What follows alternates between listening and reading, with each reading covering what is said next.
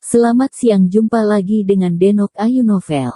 Bagaimana kabar sobat semua? Sebelum kita mulai cerita ini, ayo silakan subscribe, like, komen, share dan nyalakan loncengnya untuk mendapatkan notifikasi terbaru ketika Mimin upload videonya. Menantu terbaik bab 397 pertemuan tripartit. Jiarong, ini aturan lama, tidak apa-apa. Li Qianzuo tersenyum ringan, lalu mengeluarkan ponselnya dan mematikannya serta menyerahkannya kepada penanggung jawab hotel. Ini juga merupakan konsensus yang dicapai antara dia dan Chu dan Wan sebelum datang. Yang pertama adalah untuk menghindari interupsi selama pembicaraan, dan yang lainnya adalah untuk mencegah siapapun menyerukan hubungan dengan motif tersembunyi untuk menekan mereka. Orang yang bertanggung jawab atas hotel mengambil ponsel Li Qianhui, dengan hati-hati membungkusnya dalam kantong plastik, menandainya, dan memasukkannya ke dalam keranjang. Ketika Lin Yu melihat bahwa Li Qianjue telah menyerahkan telepon, dia menutupnya dan menyerahkannya, dan Bu Cheng juga menyerahkannya dengan patuh. Saudara Li, datanglah cukup awal. Tiba-tiba suara yang familiar terdengar dari belakang. Semua orang melihat ke belakang dan melihat bahwa Chu Yunxi turun dari mobil. Pengawal di sampingnya buru-buru meletakkan payung di atasnya, sementara seluruh tubuhnya terkena hujan lebat. Saudaraku Chu, aku tidak melihatmu selama beberapa hari ini, jangan datang ke sini tanpa cedera. Li Qianzuo menyipitkan matanya dan tersenyum setelah melihat Chu Yunxi. Ya, anak Anda juga ada di sini, sungguh kebetulan. Setelah melihat Lin Yu, Chu Yunxi sengaja berpura-pura terkejut, masih membawa aura superior di wajahnya. Bicaralah dengan sopan. Sebelum Lin Yu bisa menjawab, Bu Cheng adalah orang pertama yang memanggil Chu Yunxi dengan dingin. Apa yang kamu? Chu Yunxi mengerutkan kening dan melirik Bu Cheng, sangat tidak senang. Kamu. Saat Bu Cheng hendak menyerang, Lin Yu buru-buru menghentikannya dan berkata dengan suara rendah, "Kakak Bu, berikan wajahku." Chu Yunxi ini bukan Sun Jin. Dia memukul dan memukulnya. Itu akan bisa ditekan dengan bantuan suatu hubungan. Jika Bu Cheng mencabut lengan Chu Yunxi, itu benar-benar akan menimbulkan masalah besar. Saudara Li, aku akan masuk dulu. Setelah menunggu pemeriksaan keamanan, Chu Yunxi melemparkan ponselnya ke tangan penanggung jawab hotel, lalu masuk dengan beberapa pengawal. Zheng Lin yang sebelumnya telah dikalahkan oleh Li Zhensheng di Qinghai dan mengikutinya. Ketika Zheng Lin melewati Lin Yu, dia mengangguk dan menyapa Lin Yu. Lin Yu juga mengangguk dan tersenyum padanya. "Tuan, apa latar belakang anak ini?" Bu Cheng berkata dingin dengan suara rendah, "Selama kamu memberi perintah, aku akan segera membuatnya merasa berbeda." Sebagai seorang magang yang dilatih oleh Dewa Perang, dia secara alami dapat melihat permusuhan di mata Chu Yunxi melihat Lin Yu. Karena ada permusuhan, itu tentu saja musuh. Karena itu adalah musuh, secara alami baik baginya untuk membuatnya merasa aneh. Lin Yu sedikit malu, dan berbisik kepadanya, "Kakak Bu, bisakah kita bertarung dan membunuh tanpa bergerak, dengan tangan dan kaki patah? Tidakkah kamu mendengar bahwa nama orang ini adalah Chu? Yang bermarga Chu, apakah dia dari keluarga Chu?" Ekspresi wajah Bu Cheng masih tidak banyak berubah, tapi alisnya sedikit mengernyit. "Tidak buruk," Lin Yu mengangguk. "Aku tahu bahwa keluarga Chu tidak mudah tersinggung, tapi Tuan, jangan khawatir, aku bisa menyelinap ke rumahnya dan diam-diam membunuhnya." Bu Cheng menunduk dan berkata dengan serius. "Lin Yu, Kakak Bu, jangan impulsif. Akan sangat merepotkan untuk membunuhnya, dan tidak ada dendam antara aku dan dia, tidak sampai level ini," kata Lin Yu agak tak berdaya. "Jiarong, ayo masuk." Li Qianjue tiba-tiba berbalik dan memanggil Lin Yu. "Ini baik." Lin Yu setuju dan mengikuti Li Qianjue, dan di bawah bimbingan staf hotel, dia langsung pergi ke ruang perjamuan di lantai 5. Ngomong-ngomong, setelah Chu Yunwei menunggu Mari membantunya memeriksa tubuhnya, setelah kembali ke rumah, semakin dia berpikir ada sesuatu yang tidak beres, dia mengeluarkan ponselnya untuk menelepon Lin Yu, tetapi dia tidak tahu bagaimana berbicara dengan Lin Yu. Lagi pula, dia itu hanya tebakan, dan tidak pasti apakah ayah dan saudara laki-lakinya benar-benar akan menyakiti Lin Yu, dan bahkan jika mereka melakukannya, dia tidak bisa memberitahu mereka secara langsung. Lagi pula, mereka adalah kerabatnya. Akhirnya, setelah ragu-ragu untuk beberapa saat, dia menelepon Lin Yu, tetapi nada sibuk, "Halo, telepon yang Anda panggil dimatikan," datang dari ujung telepon yang lain. Chu Yunwei tidak bisa menahan perasaan sedikit panik, dan dengan erat meremas telepon ke dadanya, melihat keluar jendela untuk melihat embusan besar hujan, dan berdoa, "Tuan He, Anda pasti baik-baik saja."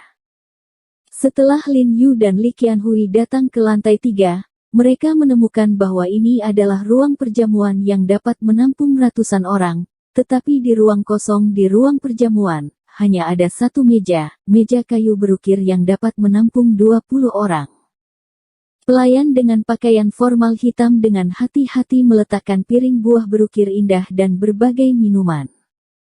Chu Yunxi telah menemukan tempat untuk duduk bersama asistennya, dan semua pengawalnya secara otomatis berdiri di samping. Li Qianjue dan Lin Yu juga berjalan lurus, duduk di seberang Chu Yunxi. Bu Cheng tidak duduk, dan berdiri di belakang Lin Yu. "Kenapa, pengawal yang baru direkrut?" Chu Yunxi melirik Bu Cheng sebelum bertanya dengan santai. "Tidak, ini temanku." Lin Yu tersenyum dan memberi isyarat kepada Bu Cheng untuk duduk bersama. Bu Cheng menggelengkan kepalanya, mengatakan bahwa dia tidak membutuhkannya, dan matanya terus menatap dingin pada Chu Yunxi. Chu Yunxi sedikit tidak senang ketika dia menatapnya, seolah-olah hati nuraninya yang bersalah telah dilihat olehnya. Namun, wajah Chu Yunxi masih memiliki ekspresi tenang, dan dia berpikir, "Coba lihat sekarang, Anda akan menemani He Jiarong untuk melihat Raja Hades sebentar." "Wan Xiaoyue, kenapa ini tidak datang?" Li Qianjue tidak bisa menahan diri untuk tidak melirik ke arlojinya. Hampir waktu yang ditentukan ketika dia melihat bahwa Wan Xiaoyue, wakil dari Wan Jia, bahkan belum ada di sana. Gelisah. "Kupikir Wan Weichen yang datang untuk menangani kita, tapi aku tidak menyangka akan mengirim putranya yang malang ke sini." Chu Yunxi menyipitkan mata dan mengetuk meja dengan lembut. Menurutnya, Wan Xiaoyue ini adalah ado yang tidak bisa didukung, dan dia tidak layak duduk bersamanya dan Li Qianjue, dua karakter dalam Three Masters of Beijing, tapi sayang, setelah malam ini, Three Masters of Beijing ini akan menjadi master ganda di Beijing lagi. Bahkan, akan menjadi master di Beijing. Bagaimanapun, setelah Zhang Yihong dari keluarga Zhang diusir dari garnisun, masa depannya setengah hancur dan dia tidak lagi memiliki pengaruh sebelumnya. Oleh karena itu, di antara generasi muda di ibu kota, dia mungkin satu-satunya. Memikirkan hal ini, dia tidak bisa membantu menoleh dan melirik Lin Yu. Jika itu masalahnya, dia akan sangat menghargai ini He Jiarong. Tapi tidak ada kesempatan dalam hidup ini, mari hidup selanjutnya. "Kakak Li, Kakak Chu, maaf, aku terlambat." Tiba-tiba, Wan Xiaoyue buru-buru masuk dari luar pintu, rambutnya agak lembab, dan dia jelas terkena hujan. "Tuan Muda Wan, kamu begitu agung, biarkan kami berdua datang dan menunggu kamu begitu lama." Chu Yunxi mengerutkan kening dan mengetuk meja dengan tidak tergesa-gesa. Meskipun keluarga Chu dan keluarga Wan dianggap sebagai hubungan kerja sama malam ini, Chu Yunxi meremehkan ketidakbergunaan Wan Xiaoyue, yang tidak bisa melakukan apa-apa. "Maaf, saya mengangkat telepon di jalan. Itu adalah Direktur Zong yang mengelola kuota untuk proyek ini. Seperti yang Anda semua tahu, ayah Direktur Zong selalu memiliki hubungan yang baik dengan kakek saya," kata Wan Xiaoyue sambil tersenyum, mencoba berpura-pura santai. Tapi ada sedikit ketegangan di ekspresinya. Kata-kata ini diajarkan kepadanya oleh ayahnya. Dia tampak alami ketika melafalkannya di rumah. Namun, setelah menghadapi Li Qianjue dan Chu Yunxi, dia tidak bisa menahan perasaan sedikit gugup. Meskipun dia dan mereka seumuran, yang lain mengikutinya. Dia sama sekali tidak setingkat. Faktanya, ayahnya bisa datang sendiri malam ini. Alasan dia tidak datang adalah karena dia ingin melatihnya dan membiarkan dia berbicara tentang bisnis. Lagi pula, tidak masalah jika kesepakatan itu dibahas di Chengdu, dia harus marah. Karena ayahnya tahu bahwa Li Qianjue, anak tertua dari keluarga Li, akan mati di sini malam ini. Tetapi Wan Weichen tahu bahwa putranya tidak berguna, jadi dia tidak memberitahunya penyergapan Li Qianjue dan He Jiarong, jangan sampai dia terlalu panik dan menunjukkan kakinya. Tuan Muda Wan, kamu tidak perlu mendesak kami dengan kata-kata ini, bahkan jika Direktur Zong dan keluargamu baik-baik saja, keluargamu tidak akan memiliki nafsu makan yang besar untuk makan barang ini sekaligus. Chu Yunxi menatapnya dengan samar. Ya, apa yang dikatakan Tuan Chu? Wan Xiaoyue berjalan cepat dengan asistennya, sementara pengawal di belakangnya tetap berada di arah pintu. Tanpa diduga, setelah Wan Xiaoyue masuk, sebenarnya dia duduk lebih dekat dengan Li Qianhui, mungkin dia merasa berbicara dengan Li Qianhui akan lebih ramah. Namun, sebagai lawan musuh, Li Qianjue tidak terlalu antusias terhadapnya, dan bahkan tidak menyapanya. Kalau begitu katakan padaku, Direktur Zong memanggilmu, bagaimana dia memberitahumu? Chu Yunxi meliriknya dan berkata, haha, kata Paman Zong, proyek ini menyarankan agar kita bertiga bekerja sama, tapi kita berharap Wan Jia memegang sebagian besar saham, sehingga dia bisa langsung bernegosiasi dengan Wan Jia kita jika ada sesuatu di masa depan. Bagaimanapun, dia adalah kenalan lama, dan negosiasi mudah. Wan Xiaoyue berkata sambil tersenyum, dan dengan gugup mendorong sepasang kacamata tanpa bingkai di pangkal hidungnya untuk menyembunyikan kecemasan batinnya, dan kemudian berkata, keduanya juga tahu bahwa meskipun kepemilikan sahamnya besar, keuntungannya juga besar. Namun, proyek seperti ini juga sangat berisiko, dan pemegang saham utama harus memikul lebih banyak tanggung jawab. Jadi menjadi pemegang saham utama bukanlah hal yang baik. Hanya saja keluarga kita memiliki hubungan yang baik dengan Direktur Zong, jadi saya tidak bisa menolaknya. Kalau tidak saya benar-benar bersedia membiarkan keduanya menjadi pemegang saham utama. Apa yang kamu katakan itu benar. Chu Yunxi mengangguk, sangat terkesan. Li Qiansuo juga tidak berbicara, dan dia setuju dengan pernyataan Wan Xiaoyue memang, untuk proyek semacam ini, menjadi pemegang saham utama belum tentu merupakan hal yang baik. Karena Wan Jia memiliki sumber daya, itu memberi mereka kursi sebagai pemegang saham utama. Juga dianggap tepat. Wan Dasao, maka kamu bisa memberitahuku secara langsung, apakah ada 30% dari saham kita? Chu Yunxi mengerutkan kening dan berkata, ini adalah batas maksimum untuk konsesi saya, dan tidak boleh kurang. Ya, tentu saja ada. Jangan bersembunyi dari Tuan Chu. Apa yang awalnya saya persiapkan untuk Anda adalah 30% dari saham. Kata Wan Xiaoyue dengan senyum senang. Itu akan berhasil. Chu Yunxi mengangguk puas. Li Qianjue mengangguk dengan cara yang sama, terlihat lebih puas, dan berkata, 30%. Keluarga Li kita juga bisa menerimanya. Saudara Li, saya pikir Anda telah salah paham. Wan Xiaoyue berkata dengan dilema, saya berkata 30% untuk Tuan Muda Chu.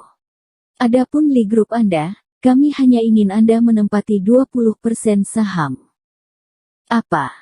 Kulit Li Qianhui tiba-tiba berubah, dia menamparkan meja dan berkata dengan marah, kenapa? Yah. Aku tidak ingin mengatakan kamu juga tahu bahwa keluarga Li dan Wan kita tidak pernah harmonis. Awalnya, kami tidak mau bekerja sama dengan keluarga Li kamu karena keluarga Chu dan Wan kami sepenuhnya mampu meluncurkan proyek ini. Membiarkanmu keluarga Li berpartisipasi, itu hanya karena wajah semua sisi.